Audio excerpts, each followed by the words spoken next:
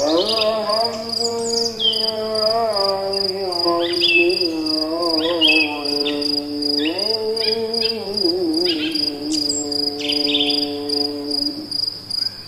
pertama, mulailah untuk mengurangi atau jangan sering-sering makan. Jadi ini beberapa cara, 9 kurang lebih ya. 9 cara untuk memperbaiki pencernaan. Yang pertama, mulailah untuk jangan sering-sering makan antibiotik. Kalau tidak penting, tidak perlu banget, tidak emergensi banget, jangan makan. Karena antibiotik akan menguras enzim yang ada pada pencernaan. Itu yang pertama. Lalu yang kedua, mulai singkirin produk-produk yang mengandung gluten, terutama gluten-gluten yang tinggi glukosanya. Contoh tepung atau sagu salah satunya. Berarti kita nggak boleh makan gluten? Boleh. Salah satu jenis gluten yang sehat adalah albinah tadi, boleh dimakan. Kemudian Anda lihat atau identifikasi makanan-makanan yang sering menyebabkan intoleransi, itu jangan dimakan dulu sementara ya. Yang keempat, makanlah probiotik sesering mungkin. Contoh probiotik apa? Tempe.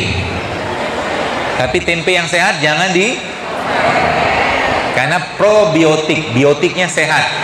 Maksudnya biotik itu kuman baik lah bahasa kita gitu kan. Ketika kuman dipanaskan, mati dia, rusak. Ya. Jadi tempenya dicelupin madu, kasih kurma, cukup. Cemplungin ke madu. Kemudian mulailah untuk bergerak, untuk mengeluarkan keringat ya, itu yang kelima. Kemudian kalau Anda pengen makan protein yang sehat, sekarang banyak pilihannya, tapi kalau Anda pengen makan protein ikan, kalau pengen makan protein ikan dari ikan, maka saran saya jangan makan pempek. Kenapa? Boleh nggak makan pempek? Boleh, nggak dilarang. Tapi pempek kan ada sagu, ada tepungnya gitu loh. Jadi kalau butuh protein ya makan ikan. Ikan bisa kita olah dengan berbagai macam cara. Sebaiknya juga ikannya jangan Kenapa jangan digoreng? Karena kita sudah banyak gitu. Kan banyak cara untuk tidak digoreng kan? Banyak. Daging, boleh makan daging? Boleh, tapi jangan sering-sering ya. Kecuali Anda memang banyak mengeluarkan atau membutuhkan energi atau kalori yang besar gitu kan, silakan. Tapi kalau rata-rata kita orang zaman sekarang nggak sebanyak itu butuhnya ya. Kalau ngikutin pola yang pernah disampaikan dalam sebuah buku saya baca, itu dalam 1 bulan itu kita cuma 4 kali makan daging hewan ya, maaf, hanya 4 kali. Dalam 1 minggu itu cuma sekali ya. Sisanya protein dari nabati cukup insya Allah. Kalau ada yang tanya, dokter nanti kalau kami nggak makan daging badan kami nggak gede, gajah makan apa?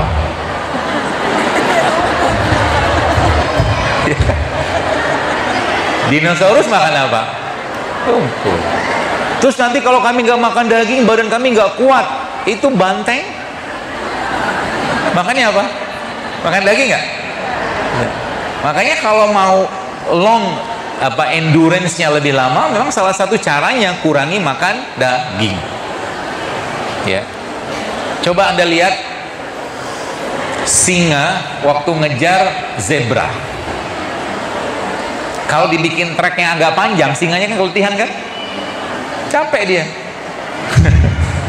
Ya, capek karena zebranya lebih kencang larinya gitu loh. Ya.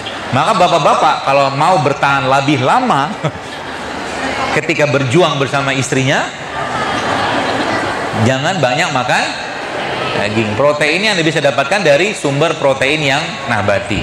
Tempe bisa, alpukat bisa, banyak kok insya Allah. Kemudian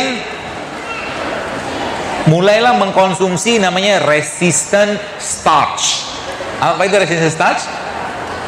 Contohnya apa? Ini contohnya, resistant starch itu kurma.